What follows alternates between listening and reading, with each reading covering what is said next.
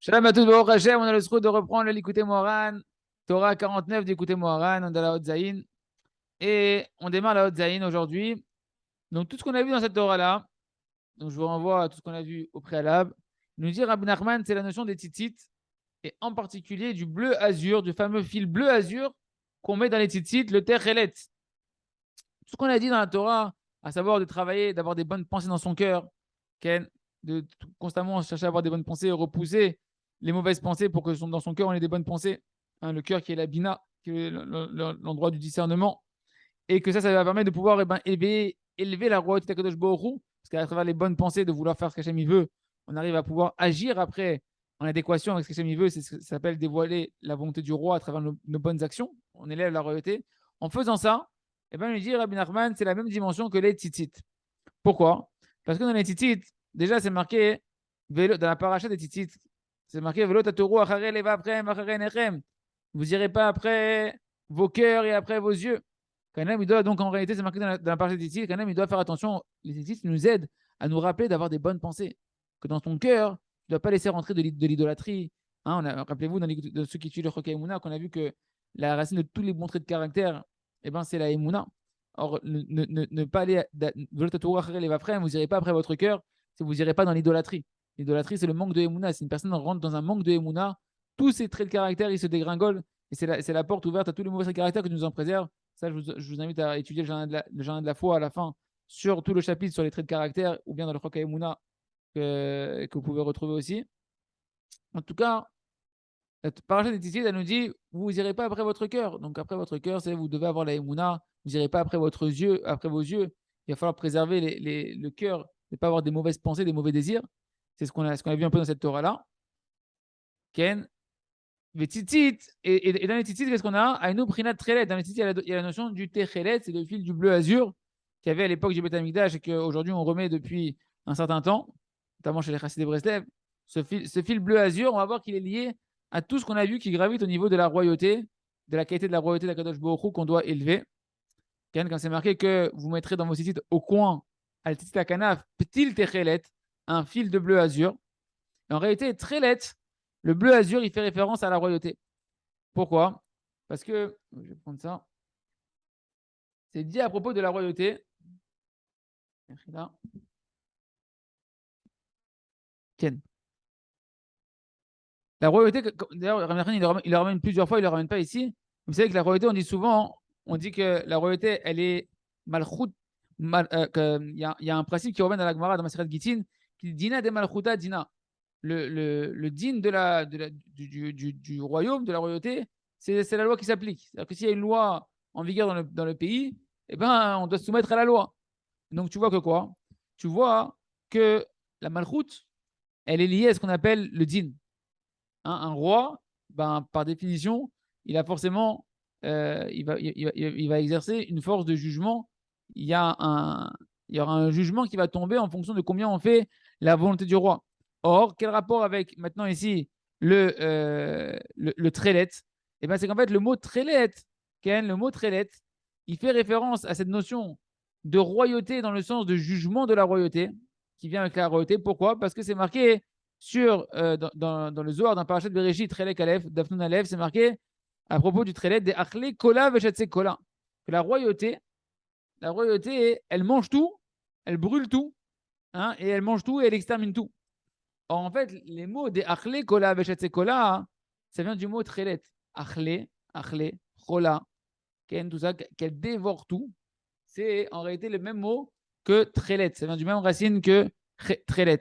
On pourrait dire quoi? Que Trelet, il y a cette dimension de la royauté, que la royauté, c'est comme un feu entre guillemets, qui vient et qui extermine, qui peut anéantir la peine de mort, d'accord, tout ce qu'on sait que quand on transgresse la volonté du roi, euh, on déclenche sur nous un jugement qui est violent. Et ça, Trelet. Trelet, ça vient du mot de Achle Kola, que la royauté, elle dévore tout sur son passage.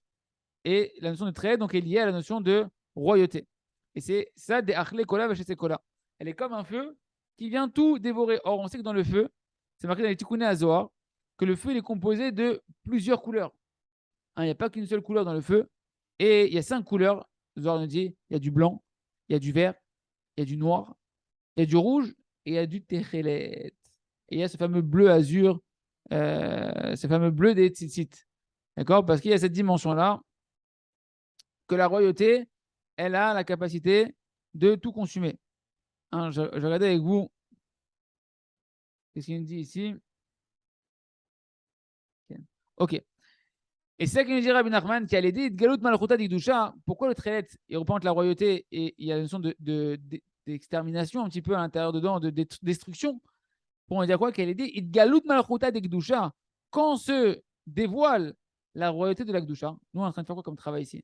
Cette Torah-là, ça nous apprend à dévoiler la royauté d'Hachem dans notre cœur, de dévoiler à travers nos bons traits de caractère, nos bonnes midot, nos maasim, la prière, la tchouva. Tout ça, c'est le dévoilement de la royauté de Baruch Hu dans notre cœur. Et bien, lorsqu'on fait ça, on dévoile la royauté de la Kedusha. Et la royauté de la Kedusha, quand elle s'élève, elle vient exterminer, elle vient anéantir la royauté des forces du mal. C'est pour ça que des Chelet, c'est un lachon de Malchut, qui est comme un feu qui vient en réalité des Achle Kola Veshatse Kola, qui vient tout détruire. Si tu sais t'attacher à la royauté du bien, si tu sais t'attacher à faire grandir la royauté de Baruch, automatiquement, la royauté d'Hachem, elle va rendre des jugements qui vont annuler et détruire et consumer toutes les forces du mal. Aval Israël, Advokimba. Mais nous, le Ham Israël, on est attaché à quoi nous? À la royauté, mais dans la Gdusha, on est attaché positivement à la royauté. On va recevoir, nous, notre vitalité de la royauté.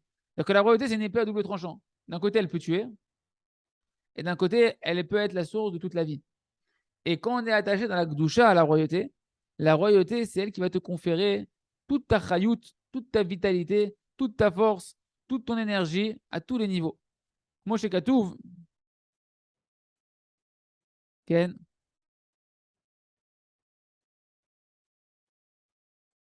Donc, bien sûr, comment on est attaché à la royauté du bien, comme on l'a dit, en travaillant ses midot, en priant, en faisant le chouva. Moshe Katouv à Zohar, comme c'est marqué dans le Zohar, Parashat Bereshit, Dafnun Aleph, et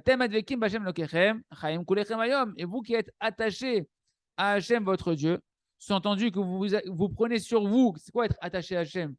Attaché à Hachem, c'est prendre sur soi sa royauté, sa volonté, de vouloir s'attacher à Hachem à travers les mitzvot. Mitzvot, c'est une chaîne tzavta. Tzavta, c'est une union. Ken, vous qui êtes attaché à Hachem en prenant sur vous sa royauté, à Kadosh Baruch Hu, donc en étant attaché à la royauté, que la royauté, c'est la dimension du Techelet, qui mange tout, qui dit des achle kola veshatse kola. On a dit Techelet, ça vient du mot achle kola veshatse kola, qui consume tout sur son passage, qui brûle tout, mais en réalité, qui brûle la royauté du mal, pas qui brûle le juif qui veut s'attacher à la royauté du bien. Afal pichen, chaim kulechem ayom. Vous que vous êtes attaché à une royauté que normalement elle brûle tout, vous le Ham Israël, quand vous attachez à cette royauté positivement là, vous êtes chaim kulechem ayom, vous êtes vivants, vous tous aujourd'hui. Parce que l'essentiel de la vitalité, elle vient de la sphira de la malchut. Et c'est regardez la preuve qui ramène Rabbi Nachman, Biprinat, ce qui est marqué dans Rosh Hashanah Café, David, Melech Israël, Chai, Chai Vekaya. C'est-à-dire quoi? David, c'est quoi David? David, il est le roi d'Israël. Donc David Melech, c'est la notion de la royauté. Israël, Chai Vekayam. Quand on est attaché à la royauté que David il véhicule, la royauté d'Akadosh Baruch Hu. Alors Israël, c'est Israël qui est vivant et qui se perdure, c'est pas David. Le sens simple de la chanson, du verset, enfin de cette parole, c'est que David, le roi d'Israël, il est vivant pour l'éternité. Ouais, il sera toujours vivant, c'est lui qui a fait. Maintenant, nous, ce qu'on est en train de dire ici, c'est que non, c'est que David qui représente la royauté, et si tu t'y attaches à la royauté d'Hachem, alors toi, Israël, tu vas être rempli de vitalité. D'accord? C'est le paradoxe de la royauté. Alors pourtant que c'est un feu qui dévore. Et ce feu, il peut être soit une énergie positive pour celui qui s'y attache correctement, ou soit destructeur pour les forces du mal. Est-ce que c'est ici qui ramène le l'écoute à la chôte ou pas? J'ai un peu du mal à lire. Mechila. Ken. Il nous dit, c'est ça la dimension, Kala. Et là, Rabbi Nachman, il fait encore une allusion au mariage de sa fille. Parce que on dit que cette Torah était dit pour le mariage de sa fille. On dit, et c'est la notion de Kala. Kala, c'est une mariée. D'accord? Mais Kala, en fait, c'est aussi un langage d'extermination. D'accord? Les Chalot, Ça veut dire exterminer. Quand on dit d'ailleurs le vendredi soir, et ils furent terminés le ciel et la terre. C'est une notion de terminer, d'en mettre fin, d'accord? De mettre fin à quelque chose.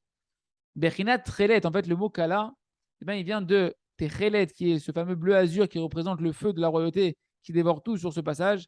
Des Achle Kola Veshesekola, Aval Israël Advekimba, mais Israël qui sont attachés à cette Kala, cette reine, cette mariée, qui est en réalité la royauté d'Akadosh Baruch Hu de la bonne manière dans la Gdusha, ils attirent sur eux en réalité un souffle de vie et ils sont Chaim Vekayamim, on est vivant et on se maintient grâce à cette royauté de la Gdusha. Veze Bechinat qui est Chala Bechol Agoyim. C'est ça qui est marqué dans le prophète Jérémie, et je ferai une extermination de tous les peuples qui vont à l'encontre d'Israël. Comment c'est marqué l'extermination là-bas? Je vais les détruire comment? Chala. Chala, ça vient du mot, la fameuse la mariée, mais Chala qui veut dire détruire, vient aussi du mot Techelet, qui est ce fameux bleu azur qui représente la royauté, qui est ce feu de l'Akdusha. D'accord? Que ce feu-là de l'Akdusha qu'on est en train de faire, quand tu fais ce travail-là, en fait, de travailler tes bonnes midotes, de pouvoir prier à Kadosh Baruch Hu, de faire Shuvah, tu es en train de détruire les forces du mal. Vous savez, hein, on parle de la guerre en Russie, en Ukraine, on parle des Arabes, des terroristes. C'est que l'extériorisation des Averot du Ham Israël qui ne fait pas de Shuvah. Et je parle à moi-même, je donne des leçons à personne. Tu veux les exterminer. Tu veux que la royauté Kadosh Baruch Hu, elle fasse son travail, entre guillemets, que l'épée vengeuse de la royauté d'Hachem, elle fasse son travail avec les mécréants qui doivent se remettre à leur place, entre guillemets. Fais tchouva. Prie à Hachem avec cœur. Travaille tes midot. Travaille tes traits de caractère. Tu es en train de dévoiler la royauté Kadosh Baruch Hu. Quand la royauté d'Hachem, elle se révèle, elle impose sa royauté en consumant ceux qui se lèvent contre la royauté d'Hachem. Automatique. C'est pour ça que Mashiach, il nous a dit, Rabbi Nachman, il fera la guerre sans tirer une balle. Il va tirer aucun coup de feu. Rien que la prière. Parce que la prière, elle révèle Hachem. Quand Hachem, il se révèle, quand Hachem, on le sort des limites dans lesquelles Hachem il veut se mettre pour le libre arbitre, quand on dévoile Hachem, la conscience d'Hachem, quand elle se dévoile, elle impose la soumission. Haine. Et celui qui ne se plie pas, il disparaît. Tant qu'Hachem, il se cache et qu'il est humble, sa royauté est masquée, parce qu'il le veut et qu'elle est appauvrie, comme on avait vu Dalet, qu'elle est dans un état de pauvreté, parce qu'Hachem, il veut pour le libre arbitre, eh bien, cacher sa royauté, alors la place au mal, elle existe. Parce que le roi, on n'est pas conscient qu'il est là. On a l'impression qu'il n'est pas là. Mais quand tu fais ce travail-là de dévoiler la royauté de Kadosh Baruch Hu à l'intérieur de toi, et chacun du Israël qui s'efforce de faire ça, on dévoile Hachem, et quand Hachem il se dévoile automatiquement, quand le roi, on prend conscience que le roi il est là, tout le monde se fait petit, tout le monde disparaît, et tous ceux qui faisaient les malins, ils retournent chez eux. Et en réalité, il dit David. Et c'est ça que c'est marqué que David, il s'est langui, il s'est rempli de kissoufim, de désirs. Pour là-bas, on parle de Avshalom, son fils. Vatechal, c'est un double tranchant en réalité. Vatechal, ça veut dire il s'est langui, l'âme de David, de voir son fils. Mais en même temps, Vatechal, ici, Rabbi Nachman, c'est un du mot, les chalot, qui veut dire détruire, exterminer. Et il prend Rabbi Nachman le sens qu'il veut nous donner ici dans la Torah, de dire que l'âme de David, Vatechal Nefesh David, c'est que l'âme de David, qui est en réalité la dimension du Techelet, de la royauté, Ibrinat Trelet, c'est la dimension de la royauté. L'âme de David, c'est la royauté d'Israël, c'est la royauté de Kadosh Baruch Hu. Et la qualité de la royauté, c'est quoi? C'est Vatechal, c'est comme Techelet. C'est une dimension qui peut tout brûler sur son passage. Des Akhle Gola, qu'en réalité, elle détruit tous les ennemis qui sont autour, tout le mal qui est autour. Toi, tu dois t'efforcer de faire grandir la royauté de Kadosh Baruch Hu. Étudie la Torah, travaille tes bonnes midotes, pense des bonnes pensées, prie à Kadosh Baruch Hu avec cœur, fais tes chouvas, et le mal, il va se consumer tout seul. C'est pour ça que les ils te disent, les tzadikim, ils te disent, t'occupe pas du mal, occupe-toi du bien. Fais du bien, fais grandir la Torah de Kadosh Baruch Hu. Et la royauté de Kadosh Baruch Hu, elle repousse le mal automatiquement. D'accord? Et on voit ici, justement, dans ce verset-là, le double tranchant de la royauté. La royauté pour le Ham Israël qui s'y attache, eh ben, ça va être quelque chose de bénéfique, quelque chose qui va être bénéfique, puisque Vatechal, qui vient de mot Techelet, qui est la royauté, c'est des languissements, des désirs de se rapprocher de Kadosh Baruch Hu. Donc, une vitalité, ces languissements d'amour pour Hachem, ils vont te vitaliser, te connecter à Kadosh Baruch Hu.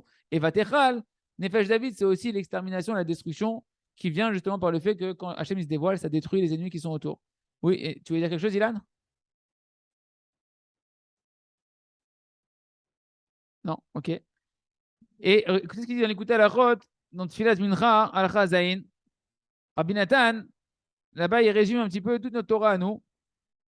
Et regardez comment il résume tout ça. Il nous dit que parce que Israël, qu'il se renforce, comment il se renforce, de pouvoir maintenant, regardez, il remet tous les points de la Torah, Rabbi Nathan, dans ce Likutei Halachot, il les condense. Il nous dit, Israël, quand ils se renforcent, qu'est-ce qu'ils font?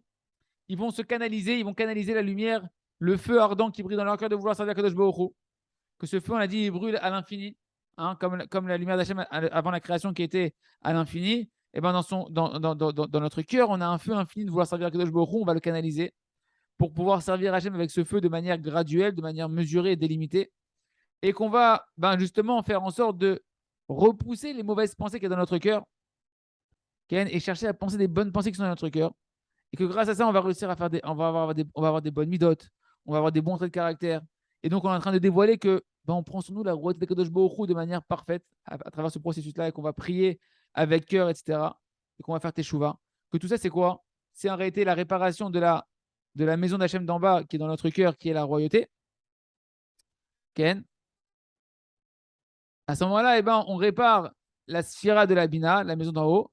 Et grâce à ça, quand on fait teshuva, on mérite quoi? On avait dit dans cette Torah-là, d'attirer sur nous la lumière de la Géoula, la lumière des secrets de la Torah qui vont se dévoiler à la fin des temps, qui sont un grand taranou qu'on a vu dans les cours précédents, un grand délice de pouvoir voir que tout vient d'Hachem, etc. Et ça, en réalité, c'est ce qu'on appelle que Israël, ils reçoivent leur vitalité de la royauté. Parce que quand tu fais ce travail de la royauté, de faire grandir le Kadosh de Baruch Hu à travers tout le processus qu'on vient de voir ici, qu'est-ce que tu reçois en récompense? Les secrets de la Torah, la gloire d'Hachem qui était cachée dans la Torah, la conscience d'Akadosh Baruch Hu, un plaisir extraordinaire qui est ta vitalité. Donc pour toi, le travail de la royauté, c'est un grand plaisir, c'est une grande vitalité, c'est une grande énergie positive.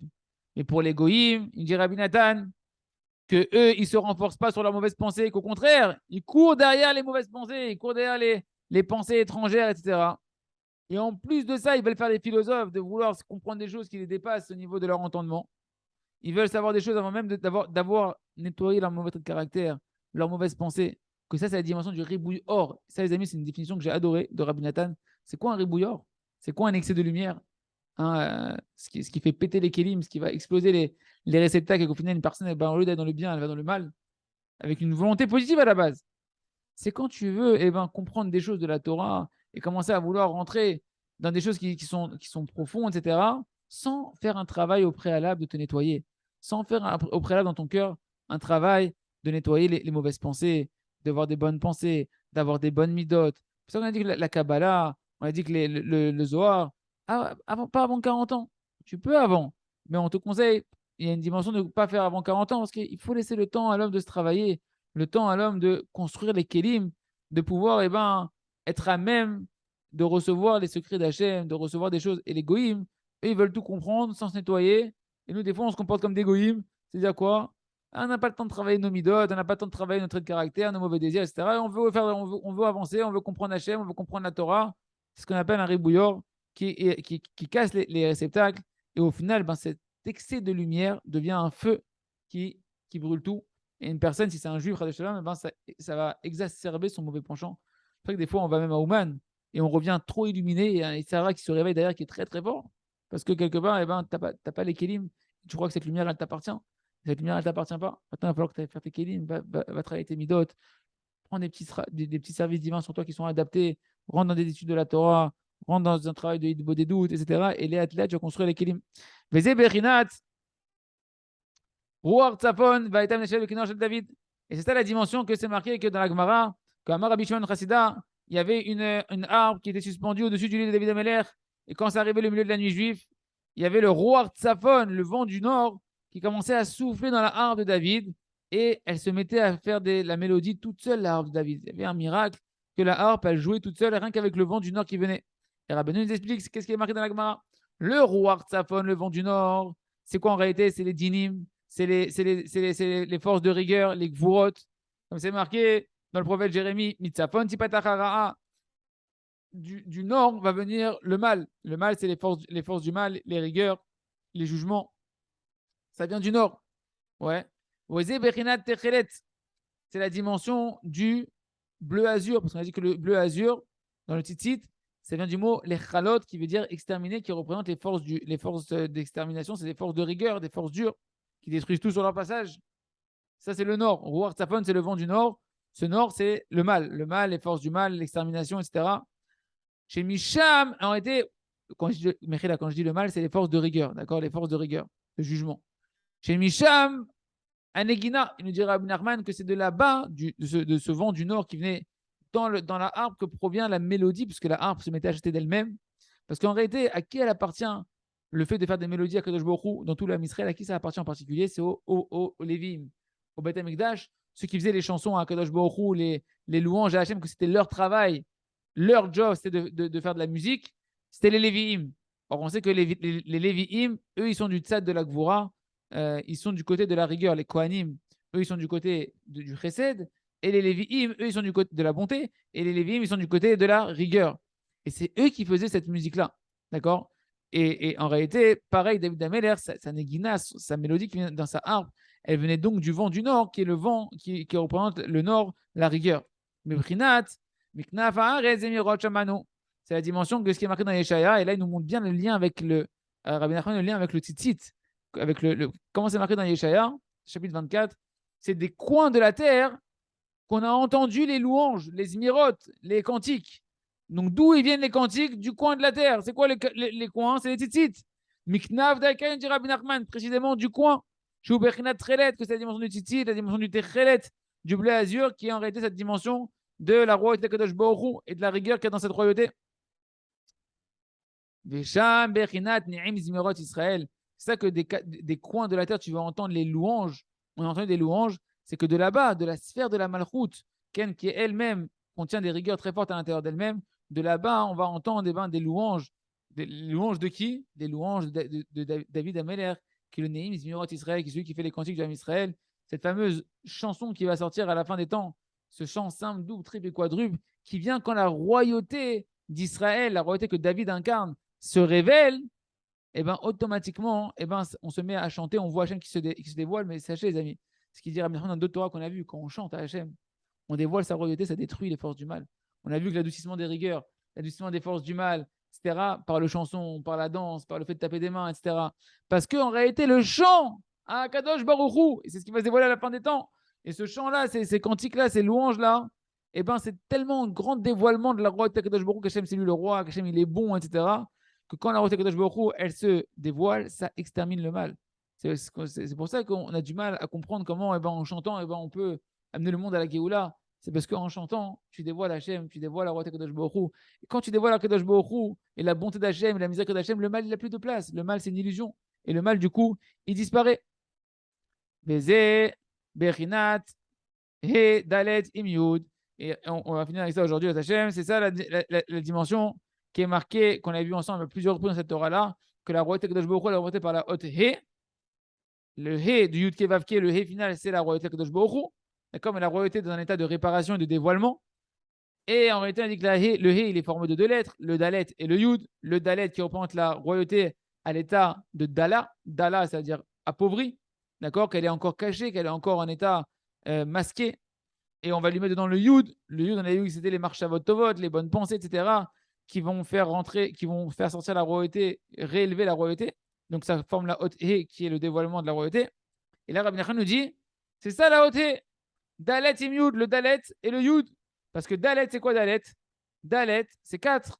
Zebechinat, Arbakanfot, Arbakanfot, c'est la dimension des 4 coins des titites. Que les 4 coins des titites, ils représentent là-bas avec le Techelet, la royauté Kadosh Baruch Hu, qui se dévoile. Bechinat, Mikinaf, Haaretz, comme on a vu le verset juste avant, que des coins de la terre vont venir les cantiques. On a entendu des cantiques. Donc en réalité, le Dalet, c'est la royauté qui est représentée par les titites. D'accord? Et que quand maintenant, eh ben, cette royauté, elle va amener à ce qu'on avait vu, rappelez-vous, le chant simple, double, triple et quadruple, donc les 4 dimensions du chant qui provient de la chanson pour Akadosh Baruch Hu, avec maintenant que tu vas y mettre le Yud, c'est quoi le Yud? C'est les Asara Menegina, c'est cette dimension des 10 mélodies qui vont sortir à Akadosh Baruch Hu.